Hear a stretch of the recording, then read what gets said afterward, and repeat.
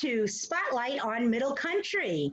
If you haven't watched our previous episodes, which are all great, I have to admit, this is actually, I think, number 13 episode, and we are happy to be here today. My name is Lenore Paprocki, and I am the president of the Greater Middle Country Chamber of Commerce. And my name's Elizabeth Malafi. I'm the coordinator of the Miller Business Center at the Middle Country Public Library. I'm so glad to be here. It's great to have you here with me today, Elizabeth, and I'm so excited to announce that today we have a special guest star. This is Kevin LaValle, who is our councilman for our area, and he is an advocate for every single person who lives in our area. I'm so proud, Kevin, to have you here today with us. How are you doing today? Doing great, doing great. It's been a tough 2020 so far, but you know, we're all hanging in there and working hard. So, you know, hopefully we'll get better as we move along throughout this year, to say the least. Oh, amen to that. Isn't that the truth? So, Kevin, I think I'd like to start off by, listen, everybody sees your face. I think if you've lived in the Middle Country area for any period of time, you run into Kevin LaValle somewhere along the line. You're right in the trenches with us. Tell us a little bit about how you got to where you are. Well, it's, you know, I grew up right in Center Reach. My family there's been a LaValle in the Center Reach area since the late 1930s. That's how long my family's been in this area. So, you know, I grew up right here. Very important, you know, a lot of my family's in politics and public service. You know, I graduated from Center Reach High School in 95. Went away to college, graduated college in 2000, came back home. Was an aide to Dan Lasquadro, chief of staff for him for a few years. Then I went into the private sector, and this is why I take the business community so seriously. I ran my own title agency, a small title agency.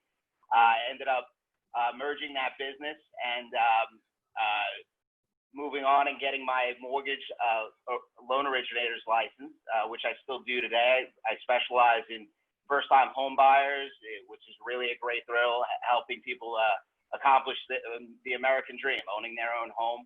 And then I started working a little bit for Tom Muratori. I was working part-time for Tom, and then an opportunity came to run for town council, and had a lot of neighbors, friends reach out to me and say, hey, we really need you. You have the experience. We know you know what you're doing. You're here. You're a local guy.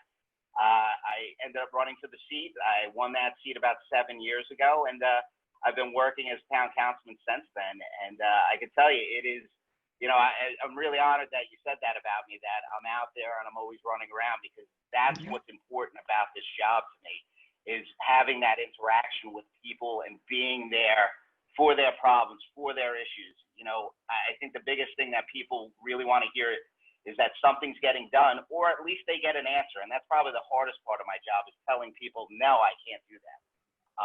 But, you know, in a great many situations, I go out and help people with various issues, whether it's in the business community, in their neighborhoods, all over the place. So it's really been a great honor, and it's been a lot of work to represent this area for the last 7 years.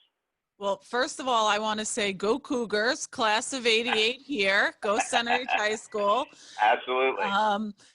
And just to commend you, because I think having that business background does allow you to be, you know, more aware of the issues that our business community is facing. I mean, we're in unprecedented times, but even before that, having somebody who's advocating for businesses who actually understands what the businesses are going through, and having that person on the council, I think, is just invaluable to us. And as somebody who's very active in the business community in Brookhaven, I know that I see you around everywhere. And I think even as just a community member, that I know your face, that I know your name, that you are a real person and not just behind a desk in an office, and the only way I can see you is to go to that office, I think really speaks volumes. So we greatly appreciate it as a business community. And, you know, we touched a little bit upon the unprecedented times that we're in now.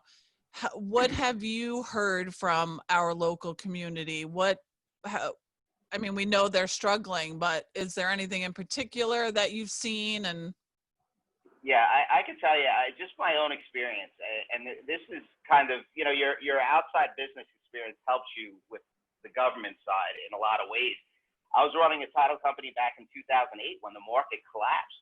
And I can tell you that experience of being a business owner, trying to figure out, how am I making payroll this month? How am I making sure I'm getting deals in? I remember going through that, and that was probably one of the most difficult times. And it's something that I still relate to, and I think about all the time when we're going through COVID and we're seeing what happens with these small business owners, because the stories I hear from the small business owners are the same things I was going through then, owning my own business. And it has been, the business community has been resilient. I have to give them a lot of credit. They've bounced back as best they can. They've been very responsible in our district. I think that's been the biggest thing.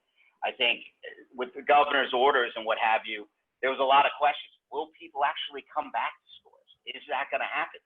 And what we had been advocating, I know Lenore and the other chambers of commerce, let's open up and let our business owners show you what we can do. And if you look around, you look at the stores, they've been very responsible. They're making people wear masks. They're taking all the precautions. They're wiping down things when people are coming in and out of their storefronts. They're taking every precaution.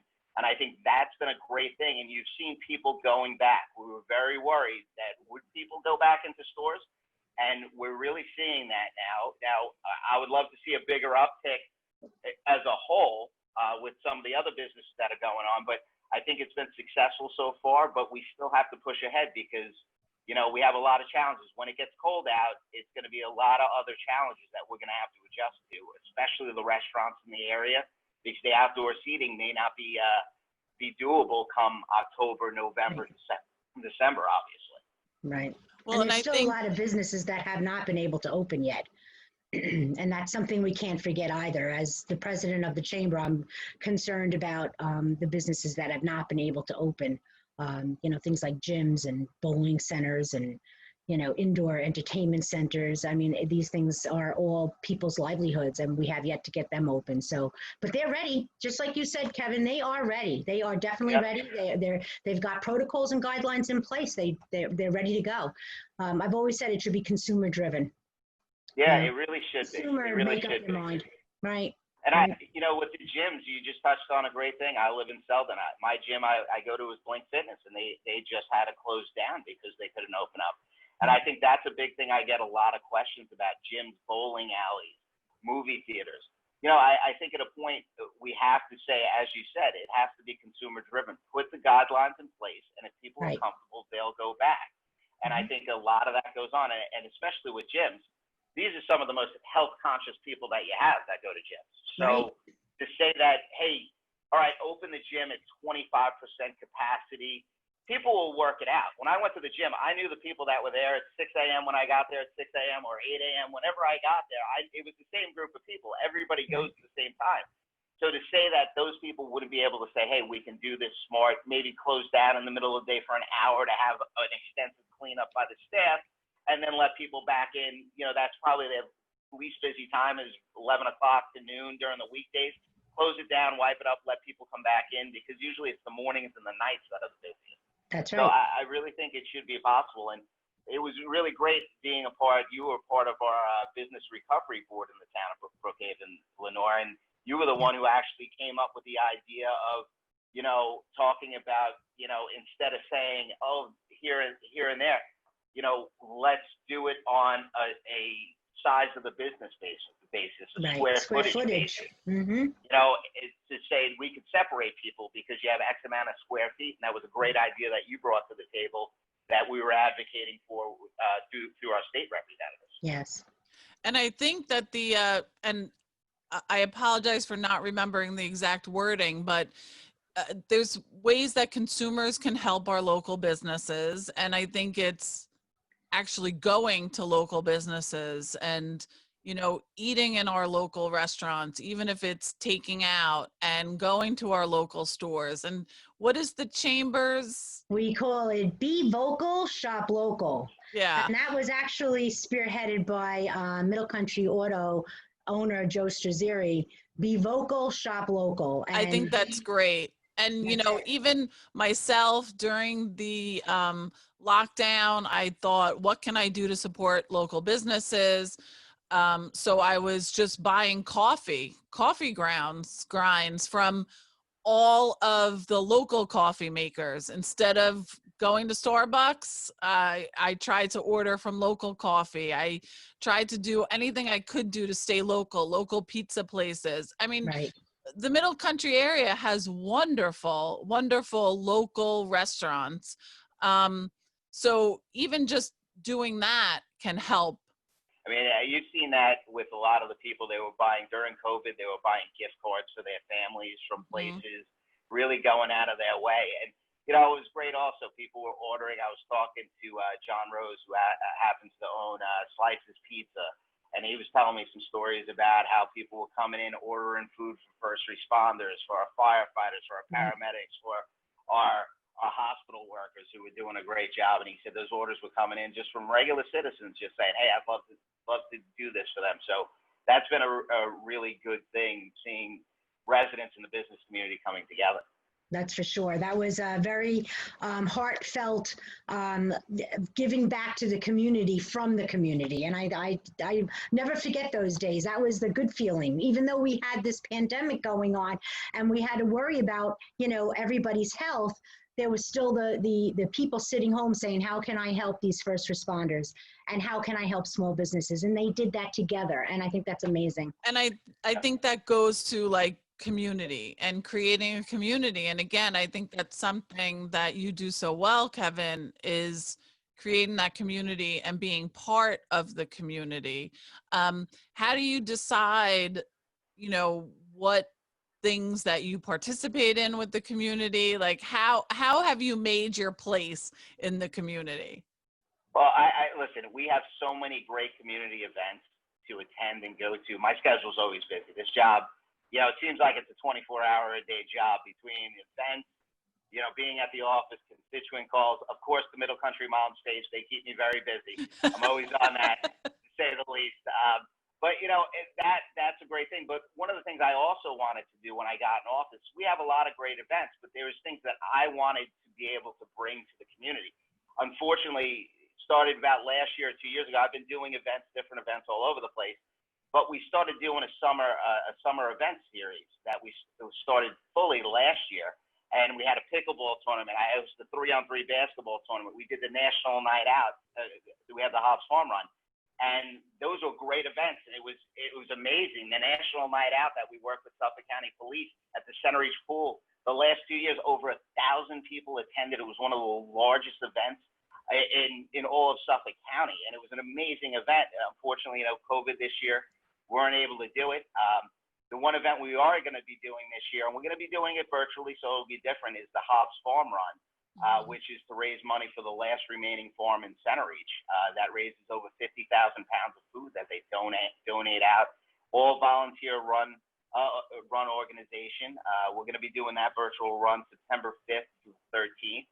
So people could log on, donate money, do whatever they can. This year, we have a catchy slogan this year because we're trying to rebuild the barn this year at Hobbs Farm because it's got a lot of holes in the roof, so we're trying to raise money for that.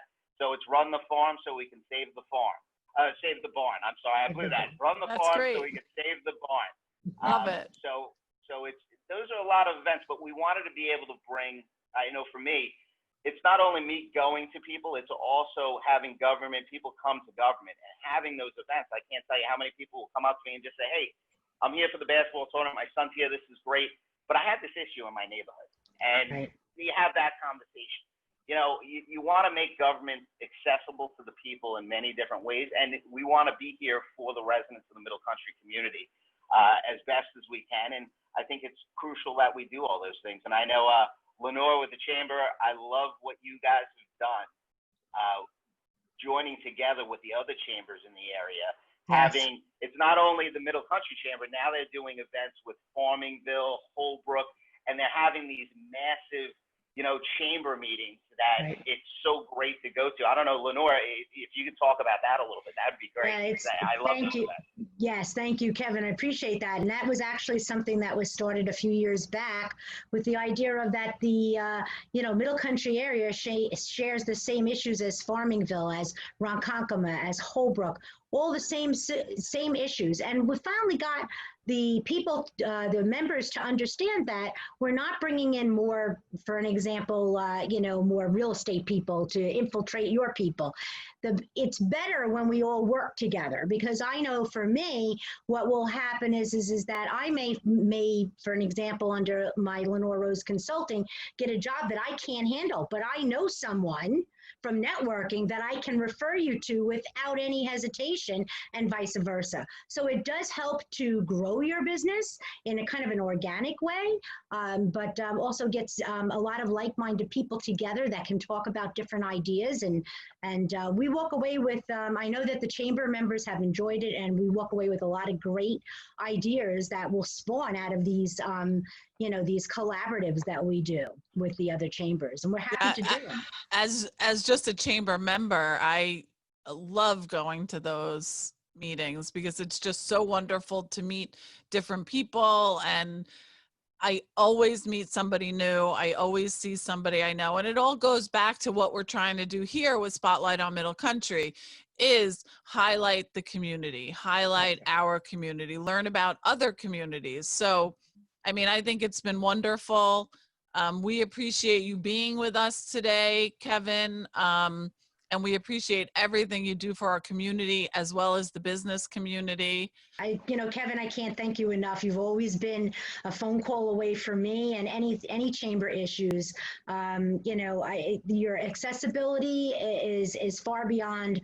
I don't know anybody who's more accessible than Kevin LaValle is, and being a cheerleader for our community, with a face, with a purpose. I can't say thank you to you enough for all that you do for our community. So we're so glad to have you here today. And the time goes so fast. Yeah.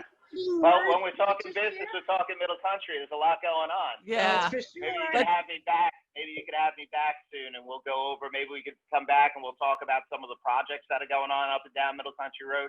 Have a lot of that new idea. Absolutely. It's great. Texas Roadhouse is coming in Selden. Everybody's been all excited about that. I can't tell you how many calls I've gotten just about that restaurant coming in. So I bet. So maybe we'll have me back and we'll go up and down. But I appreciate all the really nice comments. It's real honor. Like I said before, I grew up in this area. I truly love this area. It's a great honor to represent my friends, my family, and this whole area. And it's something that I take very seriously. And, I'll continue to work as hard as I can to try to improve this area and make it a better place to live and raise a family, to say the least, and run a business, to say the least. Yes, absolutely. Thank you so much. Thank you, Kevin. Thank you, Councilman Kevin LaValle. So yes, good to thank have you you. here. Goodbye, everybody. Have a great day. We'll see you next time. Thank you. Bye.